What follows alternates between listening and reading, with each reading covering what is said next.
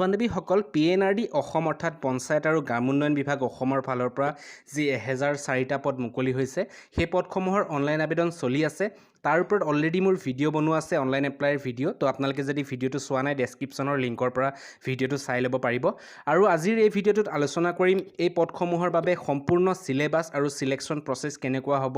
exam pattern কেনেকুৱা হ'ব তো গোটেইখিনি ভিডিঅ'টোত কম সময়তে আলোচনা কৰিম আহক ভিডিঅ'টো আৰম্ভ কৰিছোঁ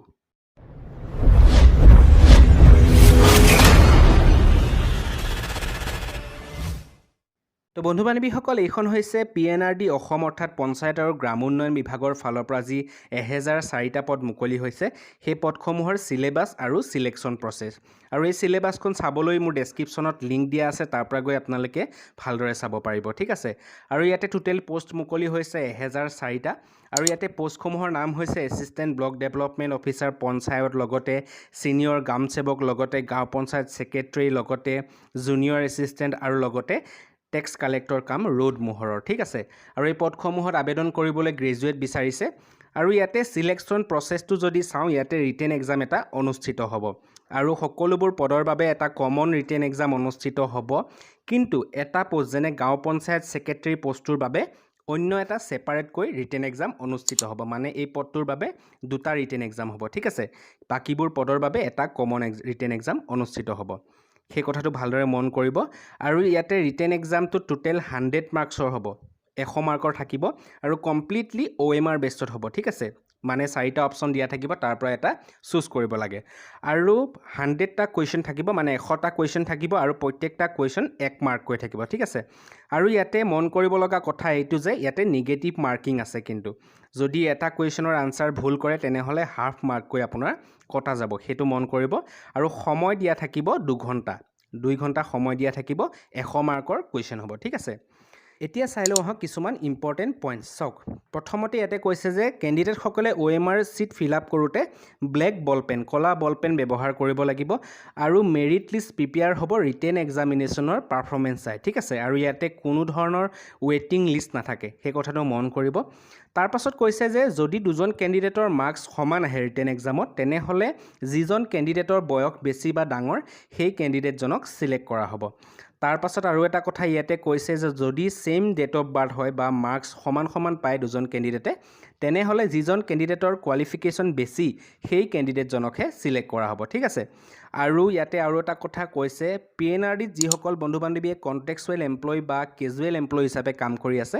সেই সকলক ইয়াতে অগ্ৰাধিকাৰ দিয়া হ'ব সেই কথাটো মন কৰিব ঠিক আছে তো এতিয়া আহিছো PNRD সিলেবাস সিলেবাসখনত 3টা পাৰ্টত কুৱেশ্যন আহিব প্ৰথমতে আহিব জেনাৰেল ইংলিছৰ পৰা আহিব কুৱেশ্যন লগতে আহিব লজিক্যাল ৰিজনিং আৰু এপ্টিটিউডৰ পৰা আহিব কুৱেশ্যন আৰু লগতে general knowledge with special emphasis on আসামৰ ওপৰত কুৱেশ্যন আহিব ঠিক আছে এই 3টা পাৰ্টত আহিব কুৱেশ্যন তো 100 মাৰ্কছৰ থাকিব টোটেল আৰু ইয়াতে গোটেইকেইটা টপিক ভালদৰে ডেসক্ৰাইব কৰা আছে আপোনালোকে ভিডিঅ' ডেসক্ৰিপশ্যনৰ পৰা ভালদৰে লিংকটোত গৈ চাই ল'ব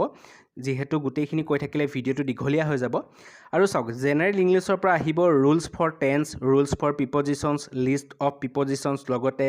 rules and list of conjunction এইবোৰৰ পৰা আহিব কুৱেশ্যন আৰু লগতে জেনাৰেল নলেজৰ পৰা আহিব হিষ্ট্ৰী জিঅ'গ্ৰাফি পলিটি আৰু লগতে ইকোনমি ফিজিক্স কেমিষ্ট্ৰি বায়োলজি ঠিক আছে আৰু লগতে জেনাৰেল নলেজ কাৰেন্ট এফেয়াৰ্ছৰ ওপৰত কুৱেশ্যন আহিব আৰু আসাম হিষ্ট্ৰীৰ পৰা আহিব এনচিয়েন্ট হিষ্ট্ৰী লগতে আহোম কিংছ আহোম হিষ্ট্ৰীৰ ওপৰত কুৱেশ্যন আহিব আৰু লগতে আসাম ৰিলেটেড ফেক্টছ আৰু আপডেটছবোৰৰ ওপৰত কুৱেশ্যনবোৰ আহিব ঠিক আছে এতিয়া আহিছো কোৱান্টিটিভ এপ্টিটিউড চাওক কোৱান্টিটিভ এপ্টিটিউডত আহিব এভাৰেজ লগতে LCM HCF percentage speed time and distance time and work ঠিক আছে এইবোৰৰ ওপৰত কুৱেশ্যন আহিব আৰু লগতে লজিক্যাল ৰিজনিঙত আহিব ব্লাড ৰিলেশ্যনছৰ ওপৰত আহিব ৰিজনিঙৰ ওপৰত আহিব লগতে ক্যালেণ্ডাৰ সিজনিংবোৰ চাব লগতে ডিসিশন মেকিংবোৰৰ পৰা আহিব কুৱেশ্যন লগতে ডাইৰেকশ্যন আৰু ইনপুট আউটপুট এইবোৰৰ ওপৰত কুৱেশ্যনবোৰ আহিব ঠিক আছে আৰু ইয়াতে ফুল এডভাৰটাইজমেন্টটো যদি আপোনালোকে এতিয়ালৈকে চোৱা নাই ক্লিক কৰি ফুল এডভাৰটাইজমেন্টটো চাব অনলাইন এপ্লাই কৰাৰ লিংকটো ইয়াতে দি দিছো ইয়াৰ পৰা গৈ আপোনালোকে ডাইৰেক্ট অনলাইন এপ্লাই কৰিব পাৰিব